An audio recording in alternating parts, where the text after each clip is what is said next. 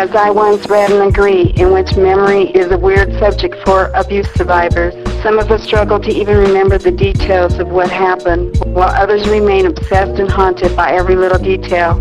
The one thing that all of us have in common, though, is that we survived all the things that happened, and that they are, in fact, only a memory. That doesn't mean that the events still don't impact us, and that we don't need to do a lot of work to learn how to cope with those memories. Rather, as time goes on, the memories simply become part of who we are. This is an area of much stress among survivors. All too often, I see many trying to overcome the memories and go back to being the person they are without the abuse, or the person they were before the abuse. I don't think that's a realistic goal. Our memories are our memories, and that they are part of who we are today. That goes for the good and bad memories. We all can agree that memories of happy and positive moments in which time spent with our loved ones, at home, family gatherings, reunions, and taking joyful vacations to become part of us so our lives are carried forward. The same goes for the bad memories. They become areas of growth, lessons learned, warnings about how to keep us safe and protected. As survivors of abuse, those memories become part of who we are just the same. They may appear to be a burden, and may even be something we long to remove from our current lives.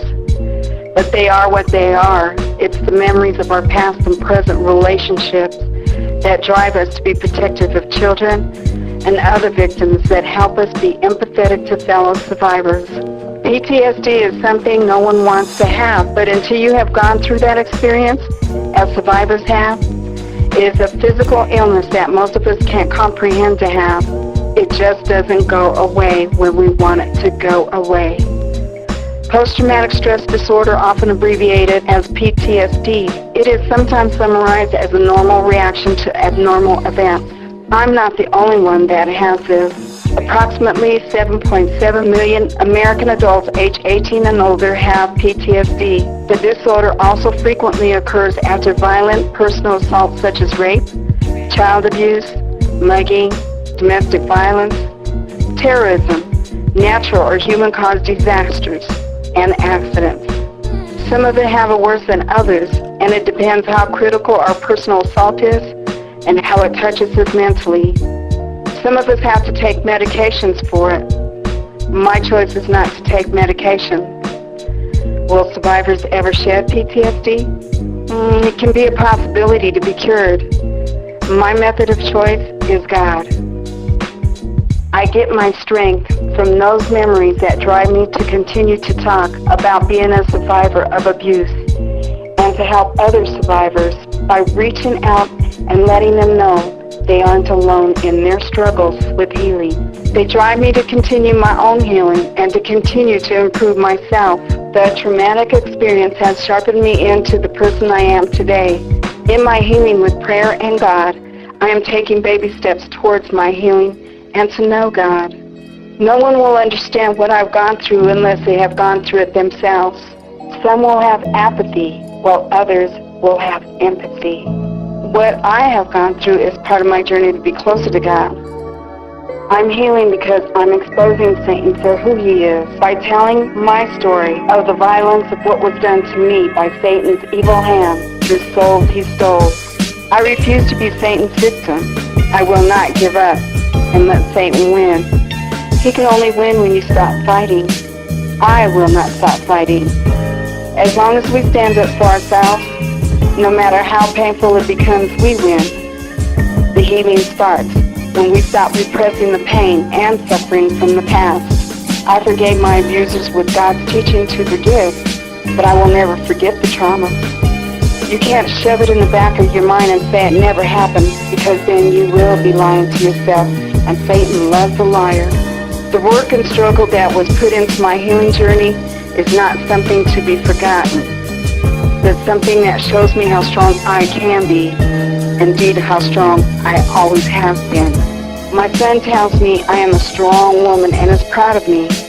My family, my sons, and my friends who have gone through all of this with me are there to let me know in the midst of trying circumstances, just how much I have overcome already, much worse than anything thrown at me in a day-to-day life.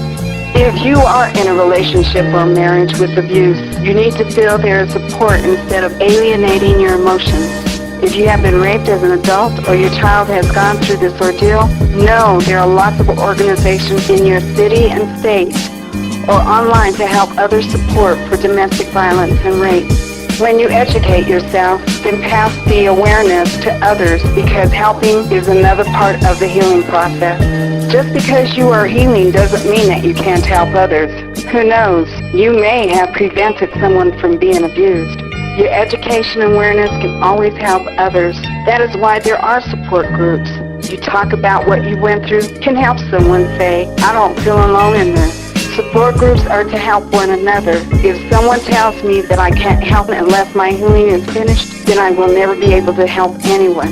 My healing could last until the day I die. Time is short, and if I could help just one person through the help of God, I will give my blessings. I will not let anyone stop me because of his or her views, because it can stop me from getting my blessings. Never give up on yourself and others, because there is support out there. God won't let me give up on myself. I fall, then I get up.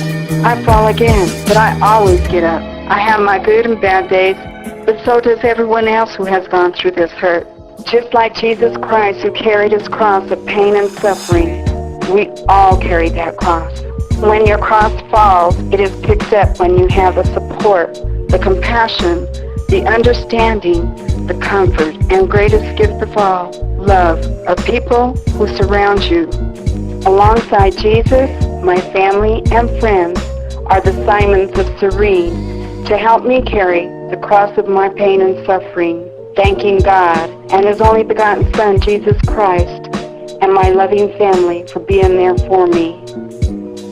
Indeed, the memories I have in my past and present are painful and full of sorrow. Some of them are still repressed and don't wish what happened to me on anyone. I can't wish them away because that means I'm ignoring them. And ignoring them will cause me to suppress the pain. Am I reaching out? The answer is yes. Through God, my family, and the people that call me their friend, I will heal and get through this next phase.